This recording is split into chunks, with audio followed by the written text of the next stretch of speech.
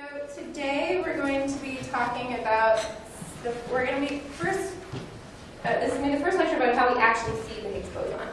And the title is Seeing the Higgs boson with Light, which you can't see, unfortunately, but that's with light. And the reason is that we're going to look at Higgs boson signatures when we have two photons. All right, so just to remind you, here's the scheduled lectures. So what we've already gone over is an introduction to the Standard Model and the Higgs boson. We've also, last week, talked about how we use accelerators to create new particles. And then next week we'll have Martin Bauer, theorist, on theory aspects. All right, so we'll start with a brief review of last week. All right, so what did we learn last week? So last week we learned that we use accelerators to increase the energy of charged particles. And unfortunately, I don't even have a laser pointer today. Let me double check and see if this thing works. I don't think it does.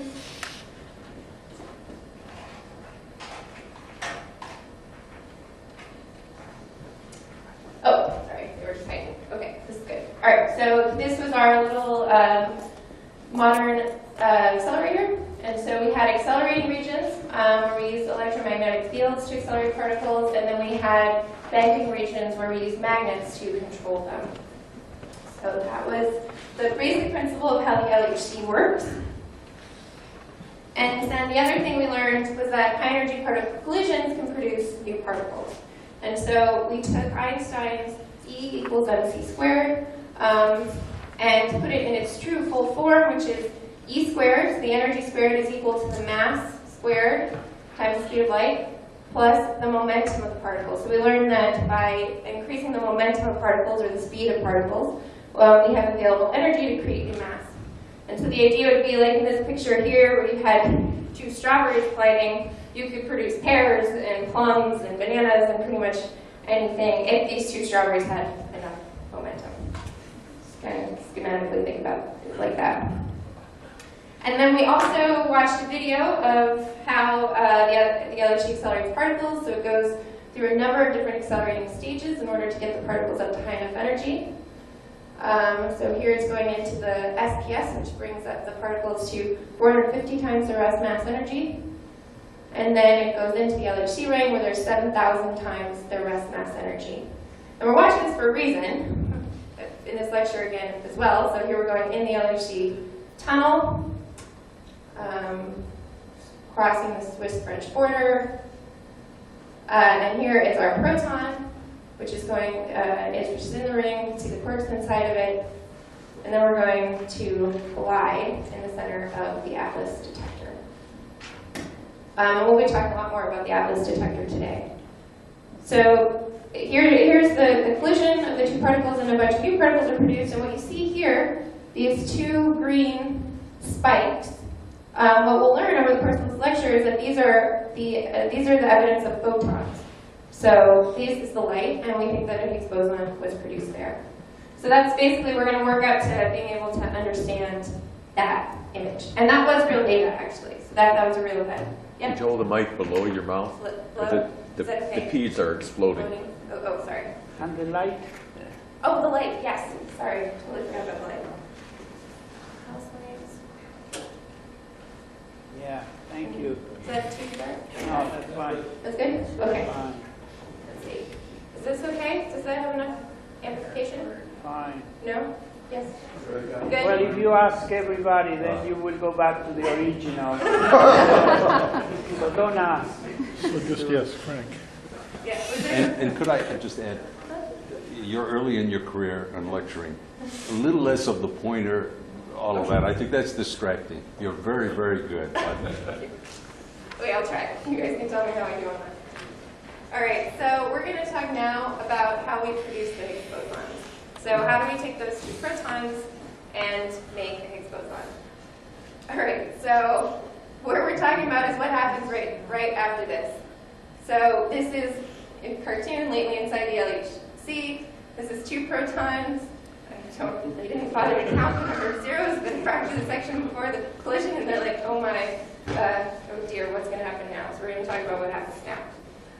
All right, so when protons collide, it's not a clean collision like billiard balls. So we like to think of the collision of two particles. Since we think of particles as single objects, that it would be something like the collision of billiard balls, but it's not at all.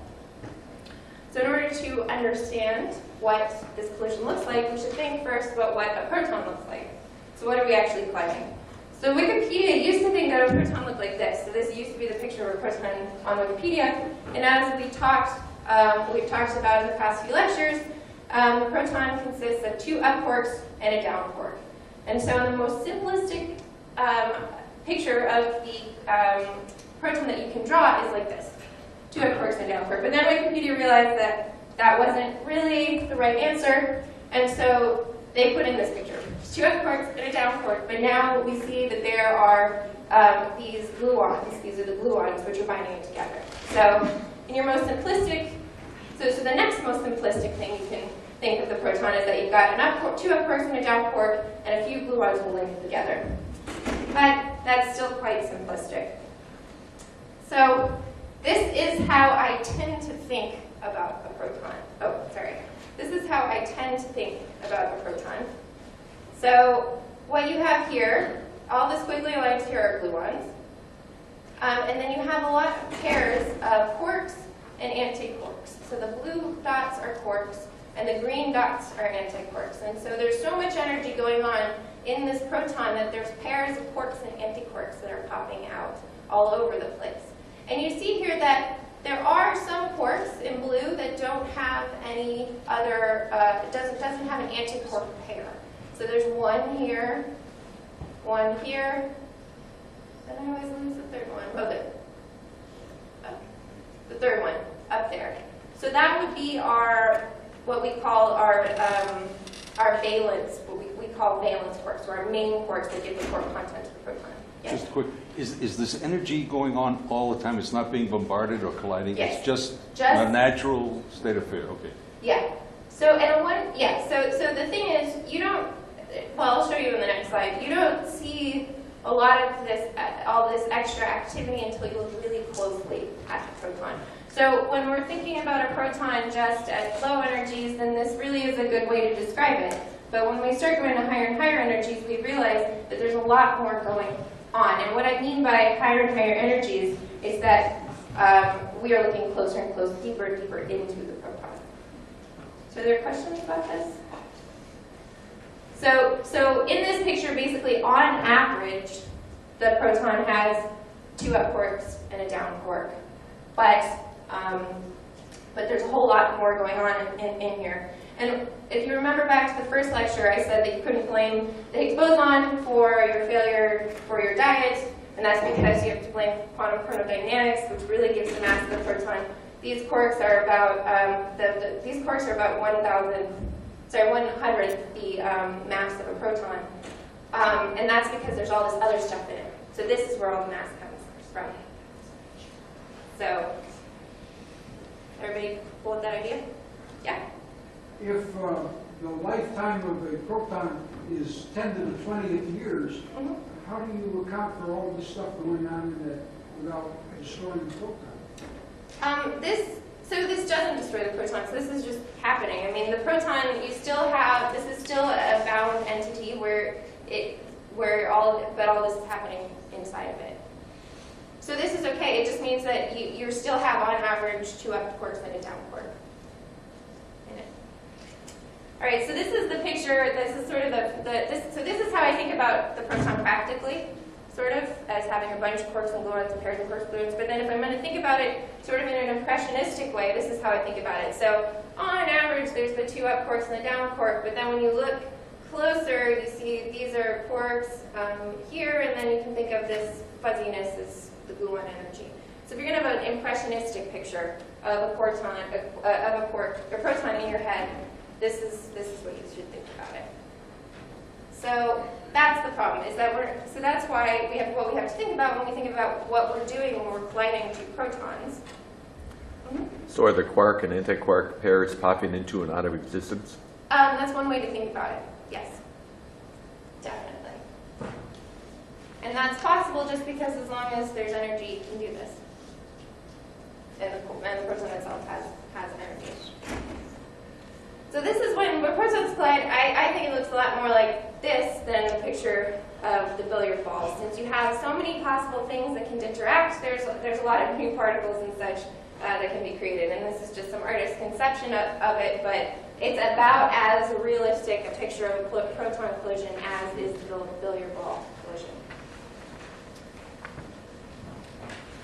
All right, so what is happening? When we're colliding these two protons, what is happening? So that jumbled mess of the quarks and the gluons are meeting each other and they're interacting. So here, this is just again another schematic picture, but what you see is that all these gluons are meeting these gluons and they interact, and the quarks are meeting quarks, and so you can get a whole lot going on in this particular, in any given collision. But most of the time, it's not very interesting.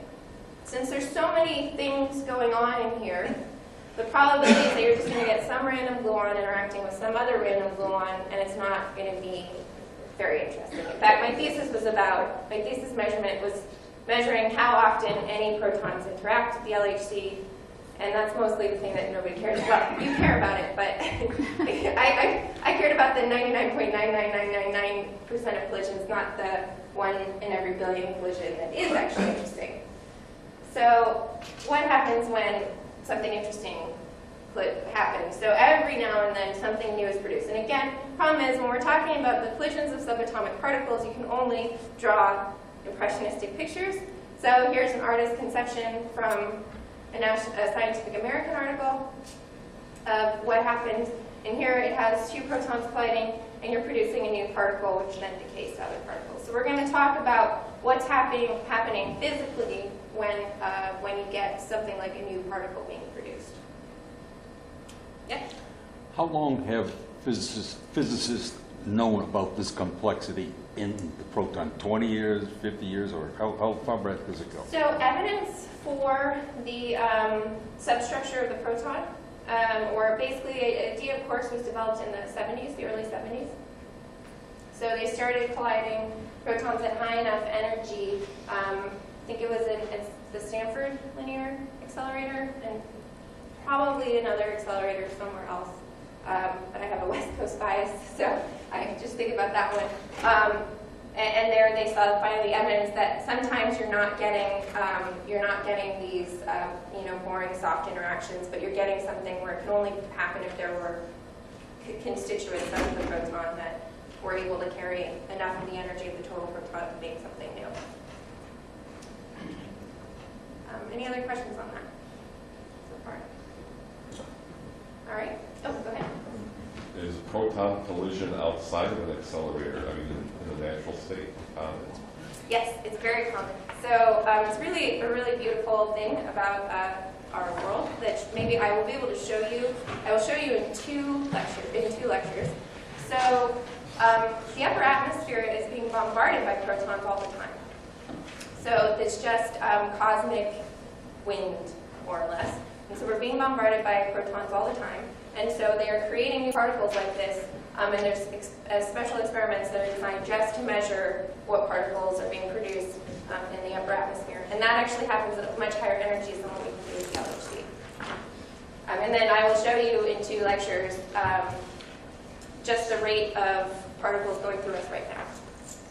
You have particles going through you right now that were produced in the upper atmosphere, mostly by collisions of protons with molecules in the air. All right, so what are the possibilities? When we have two protons colliding, what are the possible interactions that can happen? So in order to figure that out, we first have to talk about the rules of particle interactions. So there are certain rules that have to be obeyed.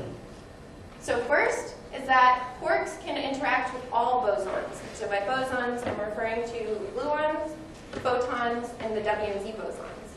And the reason for this is that the quarks interact via the strong force, the weak force, and the electromagnetic force. So they can interact with all of the photons. The charged leptons, so the electron, the muon, and the tau, can interact with the Higgs.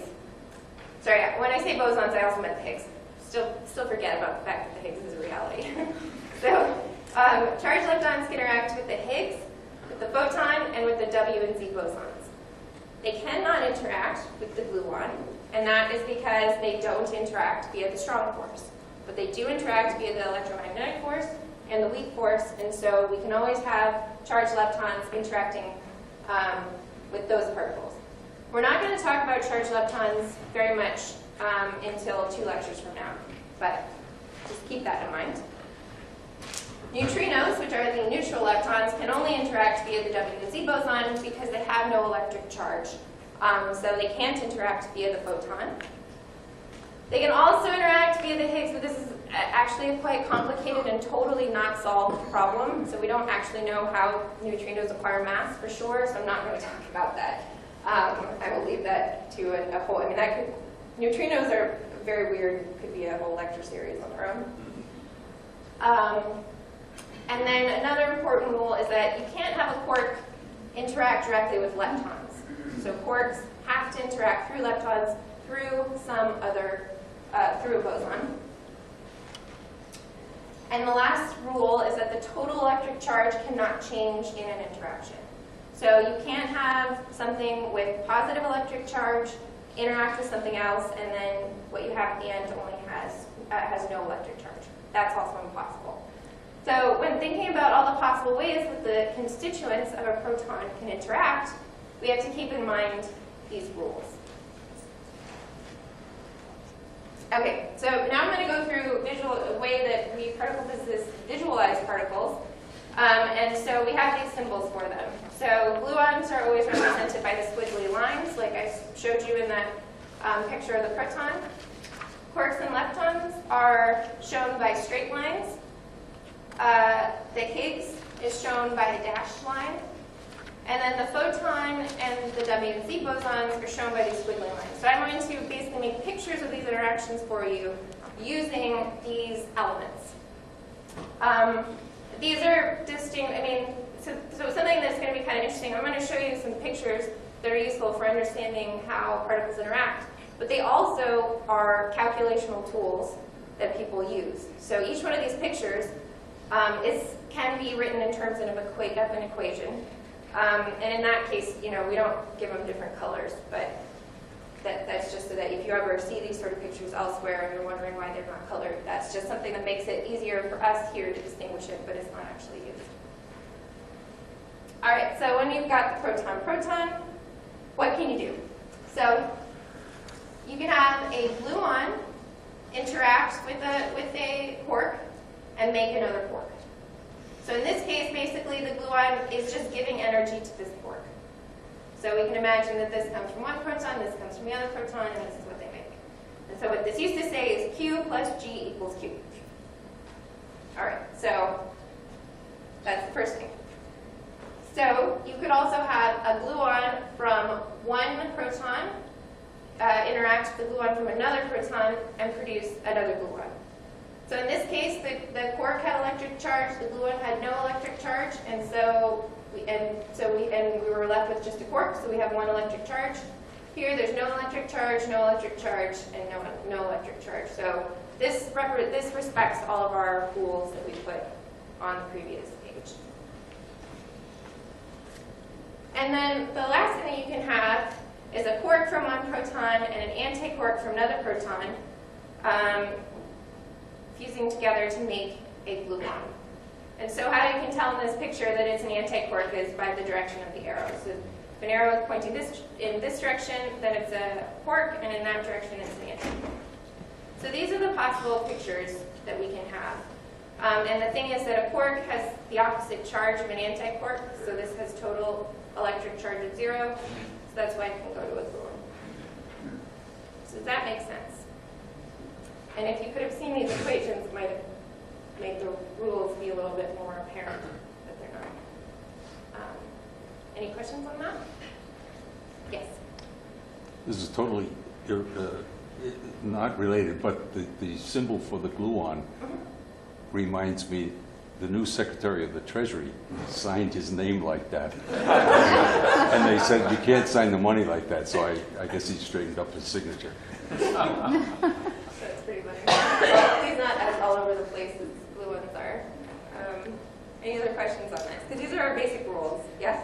can you reduce the size of the image so you I all... can't. No, okay, No, thank you. so yeah, Okay. this was like this on Thursday for the cloakroom, and they weren't able to fix it then. I didn't check yesterday to see if they fixed it after that, but AV guy can do it. Yeah. Yeah, so these rules that you listed and the possible interactions that you listed, where do these come from? Are these, each one of them, a different experiment that someone's done? Is this a summary of a massive number of different papers? Yes. Is this all put together somewhere by someone that got a Nobel Prize for it, or? So yes, yes, and yes. So some of the rules we know from the theories. So we can write down, so all the theories were developed based off of experimental observations. So that's one thing. So in some sense, you can say all of this is based off of experiment. But the way that even the theories were developed were by really looking at the interactions, looking at what you knew was coming in and what was going out, and saying, okay, I've seen that I never see electric charge violated. What does that mean? And how do we develop a theory that respects that? So it was kind of an interplay of all of those things. So some of it is just measurements. So experimentally, we've never seen quarks come in and leptons go out, which means, since we know we've never seen quarks go in and leptons go out, that we don't need to find some interaction that will make quarks in the initial state and leptons in the final state. That's empirical. We actually are trying to, there's some theories that say that might be possible, but we've never observed it. So we don't, it's not part of our, what we would call validated theories. So it really is a combination of all those things. So the history of developing these rules is very old. So it started, I think, in the 60s. And they had much, much more complicated theories to describe all the rules of the interactions that we saw before they realized that there were quarks and gluons and things like that. And so, yeah, it's a big interplay between the theory and the experiment. And so there were several Nobel Prizes for the theories that went into this, and for the discovery of basically, so when they first saw the gluon,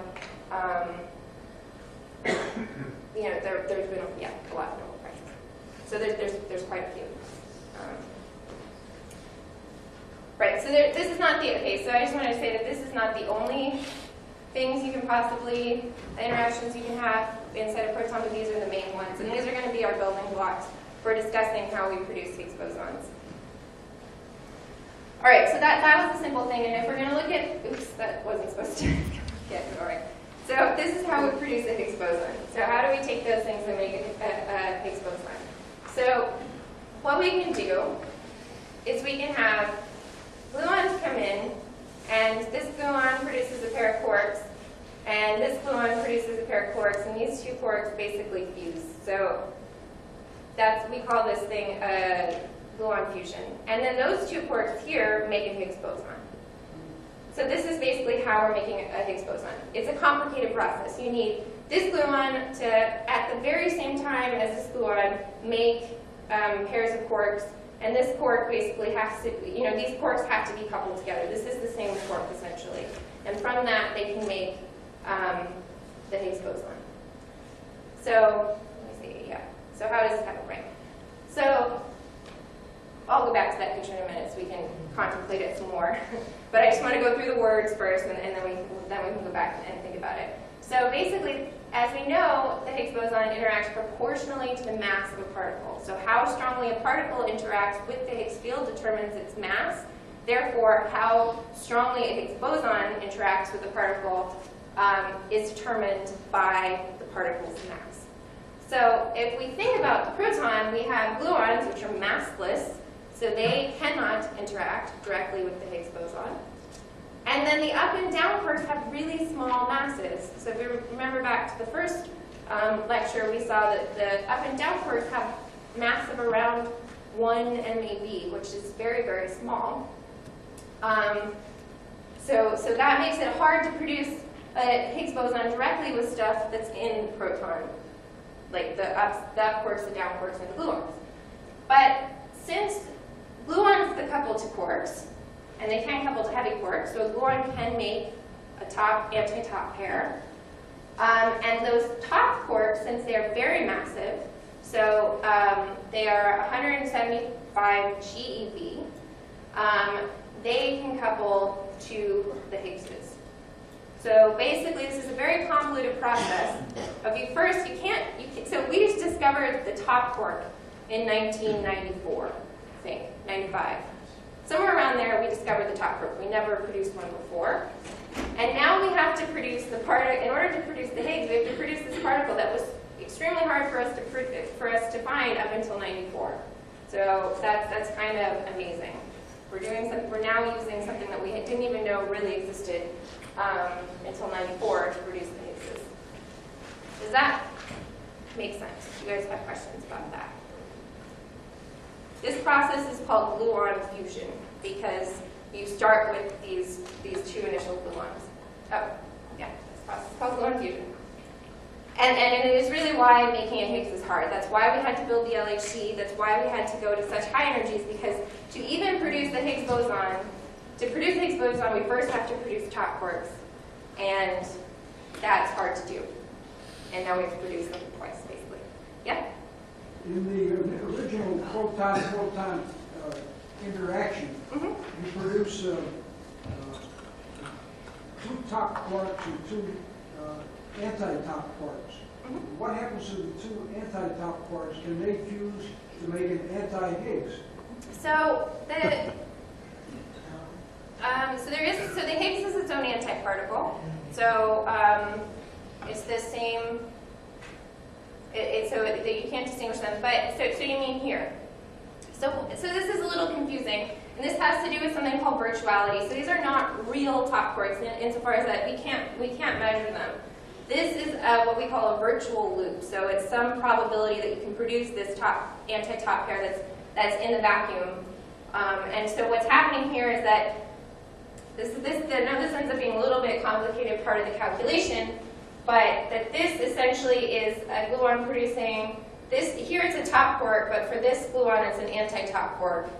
So you can see if you look at the direction of the arrows, this means that this is an anti-top quark, this is a top quark, and in this case this is an anti-top quark, and that's a top quark. So that in each one of these, what we call interaction vertices, there is one top and one anti-top. So it's not that it's being produced on its own inside the quark, it's that really what is a top quark to this gluon is an anti-top quark to that gluon. Yeah. This is where it's like math in the end when you start thinking about it. Yes? You want to go ahead? Yeah, I'm a lay person, but you see here and realize that here and the Francois is calling that true with possibility of the Higgs possibility. I mean, this is 60 years before we actually prove it. What was it that they were trying to account for? So they were trying to understand what. So they were trying to understand something completely different. They were trying to understand from basically a mathematical perspective how you could give a particle mass, because they didn't understand why the strong force was short range. So they were trying to solve a totally different problem. They thought that gluons were massive or something like that. They had no idea at that point. But it turns out that the mathematical principle that they showed is general enough to account for this. And then to tie it to this mechanism, that was done, oh gosh, I think that was done by Weinberg. Perhaps Martin is in the audience. Let's see. Anyways, that was done by somebody else later, and he got a Nobel Prize for that. Okay. for connecting that idea to this idea, basically. And then a quick follow-up. Somehow, as a layperson, I've seen something like this related to the so-called Feynman diagram. Yes, this is a Feynman. This is basically a Feynman diagram, and this is a calculational tool. So you can, you can write equations down for this. Each one of these legs corresponds. So like each one of these corresponds to a piece of an equation. This is a piece of an equation. This is a piece of equation. Each one of these are. But yeah, we're not. The math is stuff I did a little bit in I did it in grad school, and then I haven't touched it in 8 years or something. So, all right. So this is a big idea, and it's kind of an amazing idea, and it is why it's so hard for us to make top quarks. Make gluons.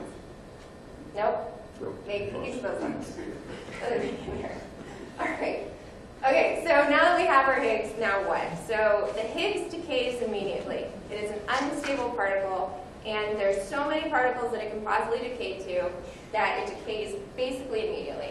And as we said, it can decay to any particle with mass. And we also said that it couples to particles proportional to the particle's mass. So what that means is it wants to decay to heavy particles.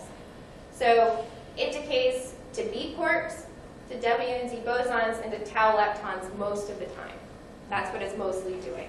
Since these are the heaviest particles that have a mass less than the Higgs.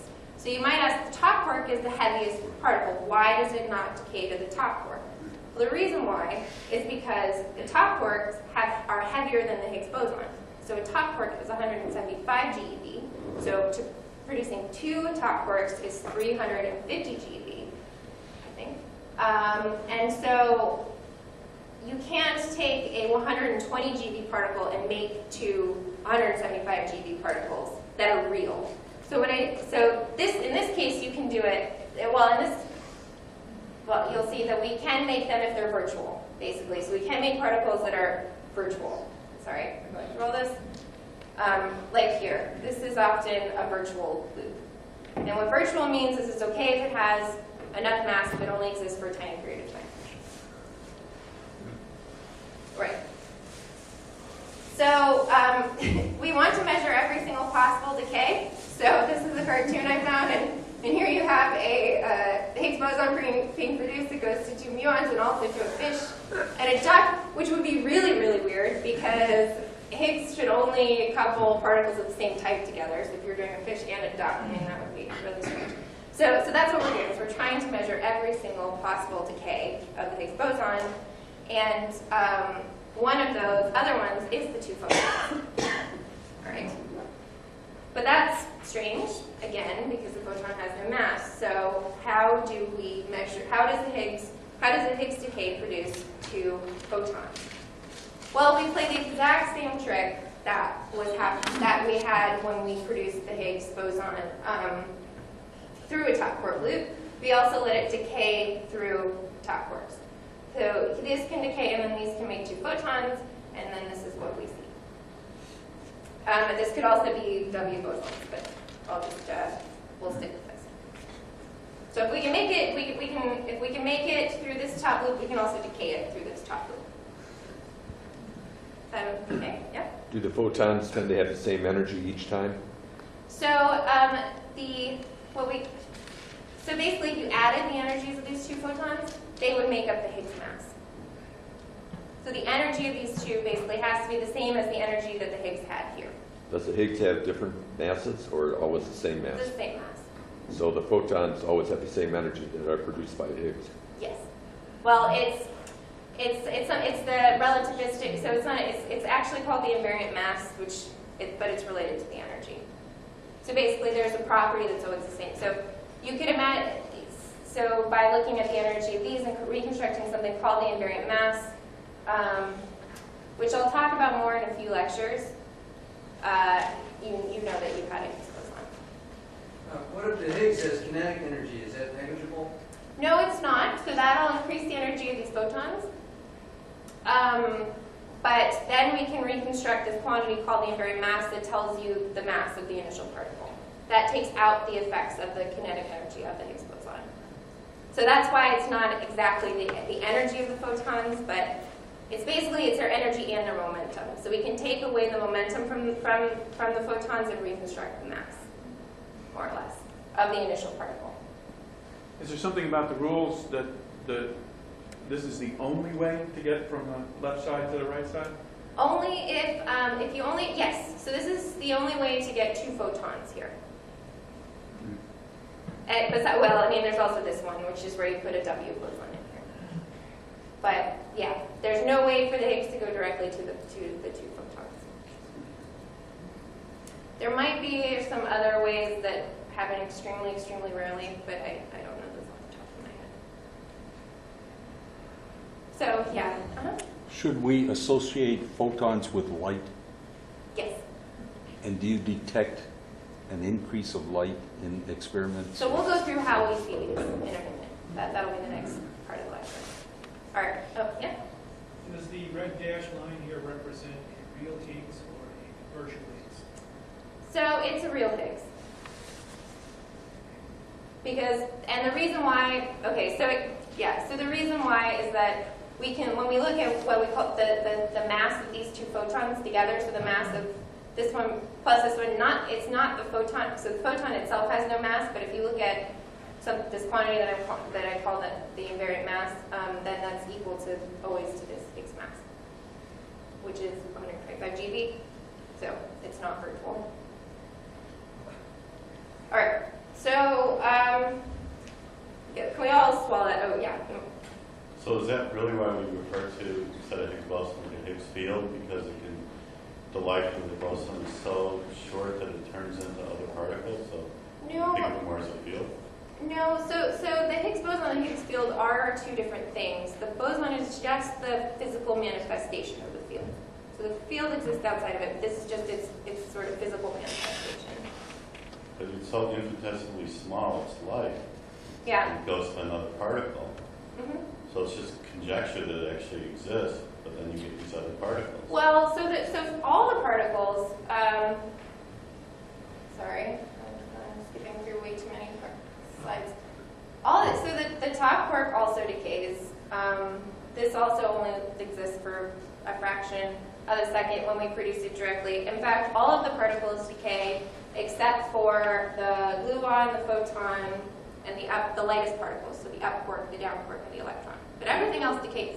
They decay, but they don't decay as quickly as the Higgs, right? For all intents and purposes, yes, they do. They do? Yeah. Okay. I mean, it's 10 to the minus 20 something seconds. Really fast. Very fast. Yeah. All right. So, so these happen only out of. So that's really hard because you have to go through that loop again. But so they only happen 1 out of every 1,000 Higgs decays to 2 photons. But photons are really easy to see with the detectors. So it doesn't matter if it's really rare if we're sure we have it every single time. So that's why I'm going to talk about seeing it with detectors. And to do that, I'm going to go over very lightning fast basics of particle detectors generally, and then we'll go specifically in this lecture and the lecture I'm doing in another week of the specifics of the different types of detectors that are used for each measurement. So first we're just going to do a broad overview, and then we're going to go into details. So this is the Atlas detector. This is a person. This is 25 meters tall. This is 50 meters long. It's really one of the most impressive things you will ever see. If you are so lucky as to go to Geneva and see it when it's not running. So what you can see here is that there are many different parts to it. So this is a multi-layered detector, each color here representing a different part of it. And I'll go through in a little bit more detail what each of those parts are in a second. And this is our sister experiment, the CMS detector. It's a little smaller. This is about 15 meters, and this is 22 meters long. So here's your people for scale. It uses some different detector technology, but the same general principle that you have a multi-layered approach to finding all the different particles. And this is much more dense detector than ours. So I think it actually weighs more than the Atlas detector, even though it's about a quarter of the volume. All right, so what are all of those layers? So this is taking, for example, this detector and cutting a slice in the middle. So this is a cross-section of this detector. Well, it's the cross-section of the Atlas detector, but it's the same general thing. So you have different layers of detector technology. So if we put this as the point where we're producing our Higgs boson and where our Higgs boson decays, first we have layers of detectors which are called tracking detectors. And these detectors measure the trajectory of charged particles. So we can measure where a charged particle goes in these detectors. Then these big pieces, so this here is called the Electromagnetic Calorimeter. This is called the Hadronic Calorimeter. And these pieces here measure the total energy of particles. So their job is so here we have a photon, a proton and a neutron. These two detectors are going to measure all of their energy, and I'm going to explain how this happens in a few slides. And then lastly, we have a part that measures the muons. We'll discuss muons in a few weeks, but it suffices to say for muons is that It's really hard to get them to interact, so you just look at them really far away from the innermost point. So, right, so charged particles here, trajectory of charged particles here, total energy of particles here, muons really far out. So, 25 meters away, you're looking at muons. Question? So what I'm going to spend the next few slides talking about is this part, how we measure photons in the electromagnetic calorimeter. Question? Mm-hmm. On the earlier stage, the tracking detectors. So if it's a charged particle, you detect it basically by shining a light on it or some elaboration of that, and don't you change its trajectory? So when you look later, are you looking at another one? Are you doing a statistical summary of some and assuming that there are others that you didn't change the trajectory of? So you change the trajectory very slightly. So for charged particles, what will happen is they'll, what we call scatter, so they'll bend a little bit going through these detectors, but they're so high energy that you don't change it very much. That's basically what happens. All right, yeah, so this is just what I talked to you. It's just that you use layers of detector to see all types of particles. Right, so now let's focus on the calorimeters and using calorimeters to see the light. So this is a really initial version of a calorimeter, or what calorimeters are typically meant to be. So it's a device which measures the heat of a chemical reaction or physical change. So what they used to do was basically put a bunch of ice in here and see how much ice melted when they've had a chemical reaction in the center of their calorimeters. I think this started in the mid-1800s. For particle physics, we've taken the same general philosophy, but here, rather than we're measuring the heat of a reaction, we're measuring the total energy of a particle. That's just a historical connection, in a sense, to calorimeters. So what's the principle of a calorimeter? So we want to make a particle deposit all of its energy into the device. We want something that captures all of the energy of a particle. Then we need to measure that energy. So it's not enough just to have it deposited, we need to measure it. And then we're doing this in two stages. So first we try to measure the electromagnetic objects, so this would be photons and electrons. And then we try to do quark-based objects, like hadrons. So this would be things like a proton or other particles that are made up of quarks. And the reason for that is that they interact less than these electromagnetic objects, and so you require more detector to capture all that energy. So we put these hadron-based detectors outside. So the Atlas calorimeter looks like this. So this is just taking the parts of the calorimeter. So the electromagnetic calorimeter is here. It's all this stuff in gold. And then outside of that is the hadronic calorimeter. So when your particle is produced here in the interaction point, and they travel outwards through the detector, they're first going to deposit energy in the electromagnetic calorimeter, and then if they are quark-based objects, then they'll deposit all their energy in the hadronic calorimeter. And actually, I'm not talking about it much today, but the University of Chicago has a very large involvement in this hadronic calorimeter. So this is well before I joined the group, but we built the electronics for this hadronic calorimeter, or part of the electronics. So it's kind of cool. And some of the modules even were tested here at Chicago. Right. Oops, that picture's not supposed to show up there. So the first thing we needed to do, right, was to make the energy, or make the particle deposit all of its energy in the detector. And so how do we do that? So we know that particles lose energy by interacting with other particles. So when you have an interaction, the particle will deposit some energy in the form of new particles. So here we have an electron. This thing is going to be an electron. It's going to give off a photon and another electron. So here now this electron has half the energy, for example, and this photon might have half of the other energy. And so if we make a detector out of a very dense material, then it interacts a lot and it'll shower. So if we imagine, here we have an electron. This is just a schematic view, but you can imagine that there's an atom here that the electron is interacting with. It produces a photon and another electron. This photon produces two electrons, which then produces a photon and electron. And this process continues off the screen until you have a ton of electrons and photons in your detector, and you measure the energy of each one. So that's basically what we do. We take an incoming electron or photon, and we make it interact so that it produces lots and lots of low energy electrons and photons such that we can measure all that energy. Does that make sense? All right. Okay, so how does Atlas do this? So this is a detailed look at part of our detector. So what this is a accordion-shaped sandwich, basically, of lead. It's lead. And then the copper. So this part is copper, and what you're seeing here is the lead, and then there's just this little honeycomb structure to separate the two. And so basically having a bunch of lead, which is a very dense material, provides that space such that particles can interact. So basically you can kind of imagine it as being, each one of these being a sheet of lead.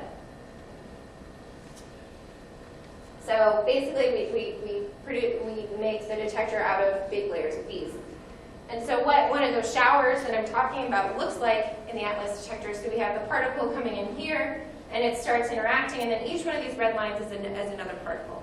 So this is just a visualization of it. This is a simulation, but you can see how this, what we call a shower, develops, the shower of particles. Right, and then this is just showing you, giving you a sort of sense of scale of how big these things are. So and what do you measure? Temperature? Yeah, so I'll get to that in a second. What is actually being measured here? So this part we're just starting with is how we get it to deposit all the energy, and then I'll talk about how we actually measure that.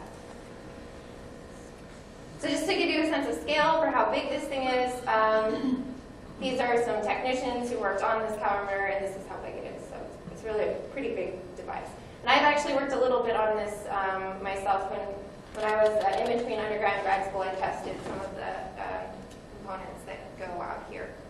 So that was really fun. I did it with the French institution. These were largely built by French institutions. Where is the Atlas? Is there just one? Yes. And it's where? It's in Geneva. Right. Okay. At the LHC.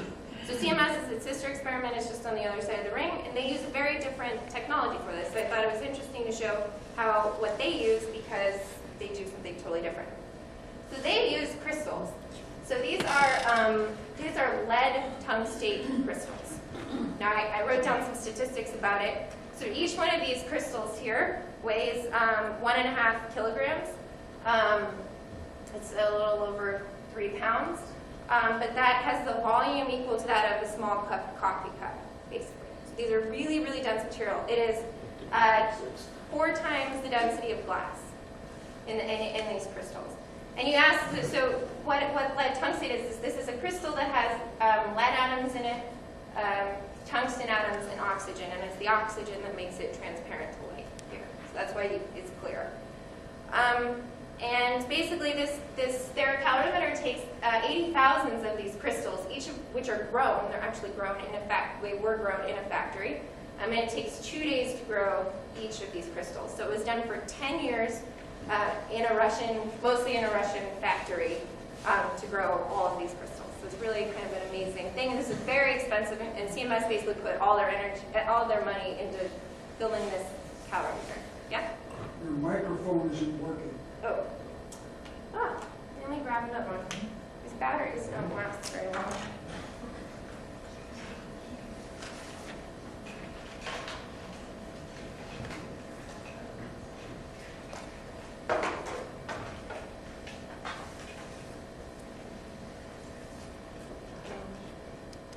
All right, that work? Yes.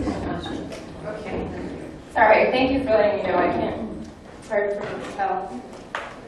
All right, so we have a bunch of these crystals, and that's the technology that they use, is these crystals. Yeah?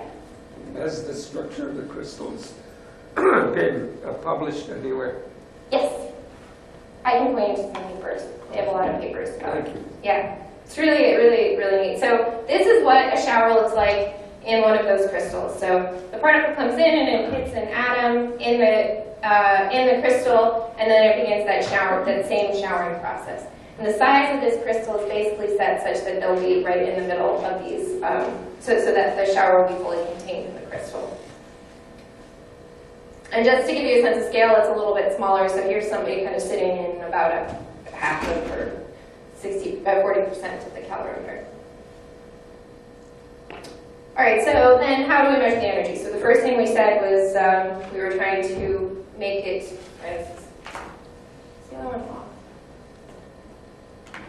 Yeah, okay. So the first thing that we were going to do was make it lose all its energy by showering, but then how do we measure the energy? So what Atlas does is uses liquid argon. So argon is a noble gas, so it has so its electron shell is complete. And so basically what happens then is in the shower, those electrons that we saw knock electrons out of the argon atoms. And this is a process called ionization. So you can see here there's a photon, it comes in, it knocks an electron, it knocks one of the electrons out, and what you would have seen, if you could see the whole picture, was that you'd have a free electron now. So you're knocking an electron out of the atom with those photons from that shower. So we got that ionization process. And then if we count then the number of released electrons, this will be proportional to the energy of the incident particle. So that's what we do. So you basically see how many of these atoms in the liquid argon are released, count them, and that gives us the energy of the particle. So what CMS does is it uses a totally different principle. So basically, in this case, the electrons from the shower encounter atoms from the crystal, and they give the electrons in the crystal a little bit more energy, so they go up. So it doesn't knock the electron out of the atom, but just knocks it into an excited state. So this is still part of this atom, but it has higher energy. And then the atom, in order to get back to a lower energy state, releases a photon. So it releases light, and then they have detectors that see that light. So they collect all the photons. So Atlas is collecting electrons, CMS is collecting photons. So what we really are using are two completely different technologies in order to do this. And as you saw when we had the Nobel Prize or whatever, we both saw the Higgs. So that's good. It's a cross-check, making sure you're doing two different things, you see the same thing. Right. So that's how we do it. And then we look and see what it looks like in a detector. So here is a CMS picture of a CMS event with two photons. So this green tower here is the energy that was measured in those crystals. This is another set of the energy that's measured in those crystals. And so if you take it's kind of like the vector sum of these two energies, you finally have the same mass as the Higgs. And what this looks like in the Atlas, here's the same thing in the Atlas detector. So here now, so the total size of the yellow is proportional to the total energy of the electrons, but the green, what you can see right here, that's basically the energy that we measured in the calorimeter, and so that's how we see that there are two photons there.